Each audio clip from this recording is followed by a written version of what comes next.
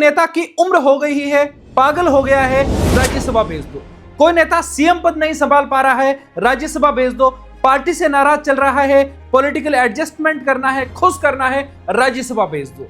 तो सवाल यही बन रहा है कि आखिर राज्यसभा को समझ क्या लिया गया है? भारत की संसद का एक गंभीर कॉन्स्टिट्यूशनल इंस्टीट्यूशन या फिर पॉलिटिक्स का सबसे बड़ा सोफिस्टिकेटेड एडजस्टमेंट सेंटर। अभी हाल ही में 16 मार्च 2026 को राज्यसभा की 37 सीटों के चुनाव हुए और हमेशा की तरह खबरों में सिर्फ वोटिंग नहीं बल्कि रिसोर्ट पॉलिटिक्स, एमएलए शिफ्टिंग और क्रॉस वोटिंग का डर ज्यादा चर्चा में रहा। कॉन्स्टिट्यूशन यह कहता है कि राज्यसभा भारत की संसद का सबसे ऊपरी सदन है, जिसे काउंसिल ऑफ स्टेट्स कहा जाता है।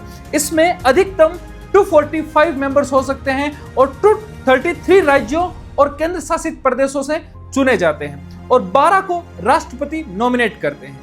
ये एक परमानेंट हाउस है जो कभी भी भंग नहीं होता है, यानी कि हर 2 साल में 1/3 सदस्य रिटायर होते रहते हैं। लेकिन सबसे दिलचस्प बात यह है कि राज्यसभा के सांसद जनता सीधे नहीं चुनती, उन्हें चुनते हैं राज्य के एमएलए, और वो भी सिंगल ट्रांसफरेबल वोट और प्रोपोर्शनल रिप्रेजेंटेशन के गणित से।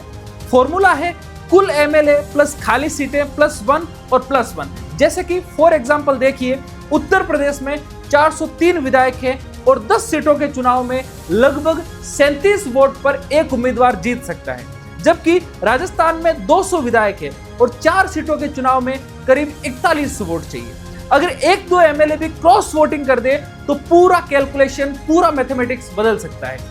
इसीलिए चुनाव के समय पार्टियां अपने विधायकों को होटल और रिसोर्ट में रखती है ताकि नंबर्स का गेम बना रहे।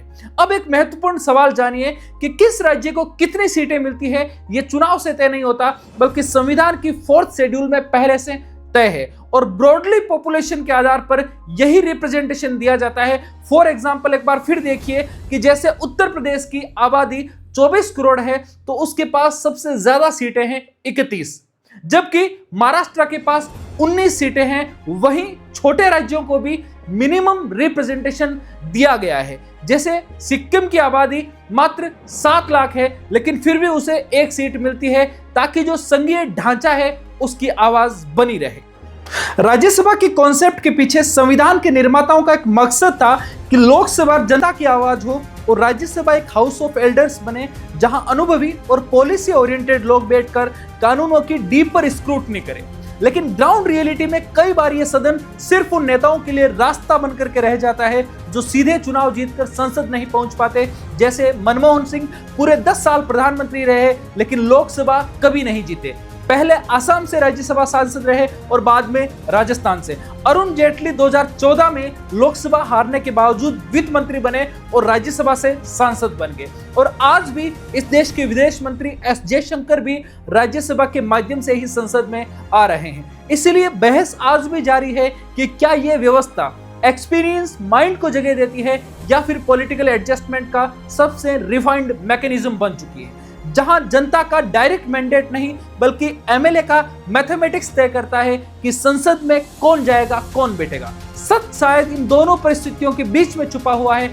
एक तरफ फेडरल स्ट्रक्चर को बैलेंस करने वाला इंस्टीट्यूशन, वहीं दूसरी तरफ पॉलिटिकल स्ट्रेटेजी का साइलेंस बैटलफील्ड। लेकिन असली सवाल आपसे है कि क्या भारत में राज्यसभा को और ज्यादा डेमोक्रेटिक बनाने की आवश्यकता है, जैसे कुछ सीटों पर डायरेक्ट इलेक्शन होने चाहिए, या फिर यही इनडायरेक्ट सिस्टम सही है क्योंकि यह एक्सपीरियंस ओवर पॉपुलैरिटी का सिद्धांत को बचाए रखता है। सोचिए, क्योंकि लोकतंत्र सिर्फ वोट के डालने से नहीं बनता बल्कि ये तय करता है, ये तय करने से मजबूत भी होता है कि संसद में किसकी आवाज किसकी और किस रास्ते से पहुंचेगी। ये बहुत जरूरी है। आप भी कमेंट करके बताएं कि राज्यसभा के बारे में आप क्या सोचते हैं। क्या इसके इलेक्शन प्रोसेस में कुछ चेंजेस हो सकते हैं? कमेंट करके जरूर बताएं।